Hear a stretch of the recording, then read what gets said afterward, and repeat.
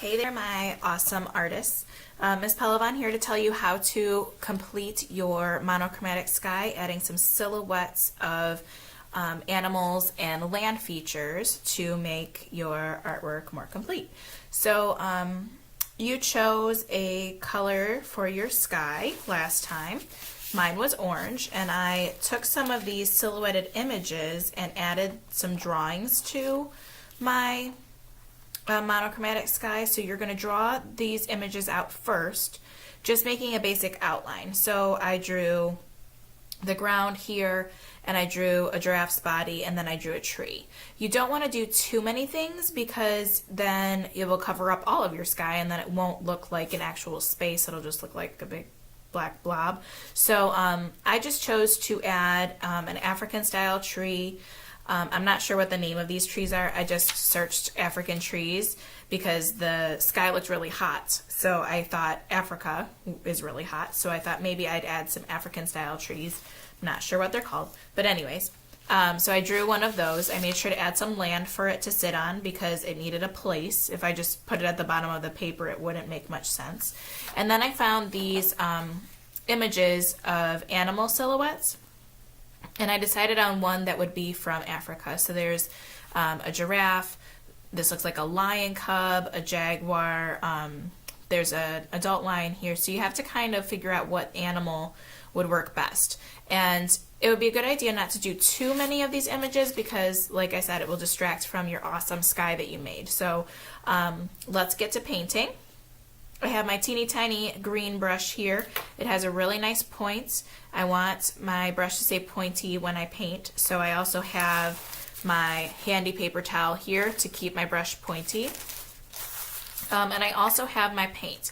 Now I was painting a blue sky earlier, and I just have some leftover black here that I'm going to use. You are only using black paint for this.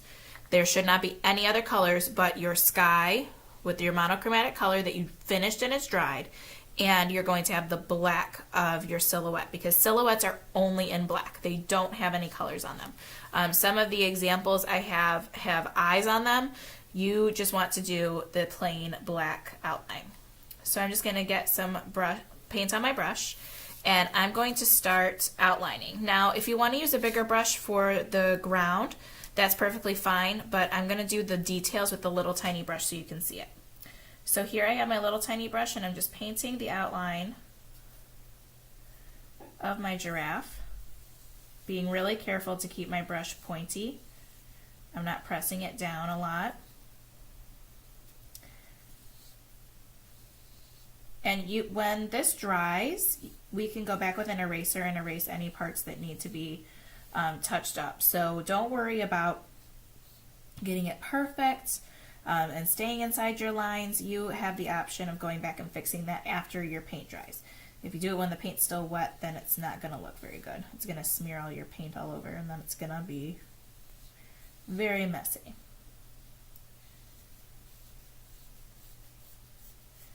So notice I'm using brush strokes, getting all the paint off my brush, then dipping again. And if I have a big blob on my brush, I don't want to just lay it on there thick. I want to kind of spread that out. So I'm being very careful, covering up the color I have there. I'm also going to give you the option to get a bigger brush for the inside parts because if you use a teeny tiny brush, it'll take forever. But the teeny tiny brush is good for the outline, keeping it really pointy, just like a really pointy pencil.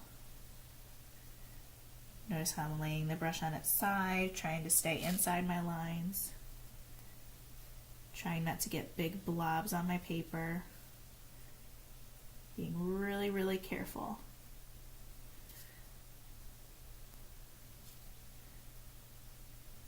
Holding your brush kind of like a pencil will give you more control when you're working. So if you find that you're not getting really good control, notice how I'm gripping my paintbrush. I'm not using it just to spread out the paint. I'm actually drawing with my paintbrush.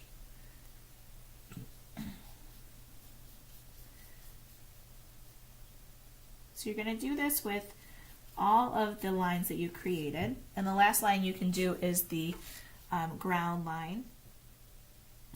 There's some examples that I have that include underwater images, so you can choose how to do that. You can make it the bottom of the ocean looking up to the sky from the water, make it look like a coral reef. And I'm surprised I didn't do a coral reef because I really, really like tropical fish. But I chose to do something a little different this time, and I think it's turning out pretty good.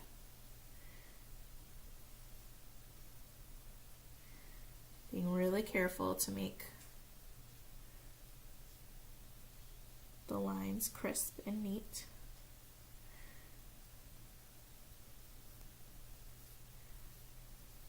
Trying to stay really focused while I'm working.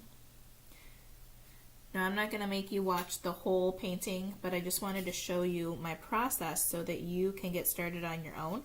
I'll also do the tree and the ground later so that you can see what the finished product looks like.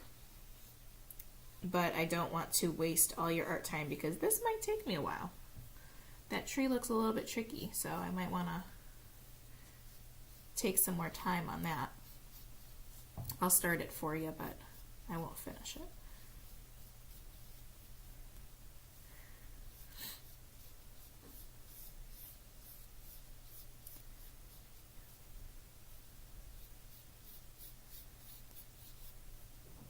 Notice how I'm covering up all of the space inside the animal. I don't want to leave any orange spots because I know that a giraffe is orange, but I just want it to look like the shape of a giraffe. I don't want it to actually look like a realistic giraffe. I want it to just be the shape, the outline of it. So there's my giraffe. He's all done.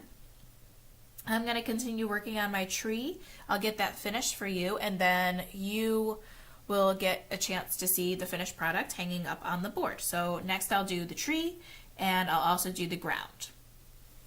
When you're all done, make sure your brush and paint palette make it to the blue tray, and you always carry your paper to the drying rack holding 2 hands, and then you can wash your hands and get a free draw paper if you finish.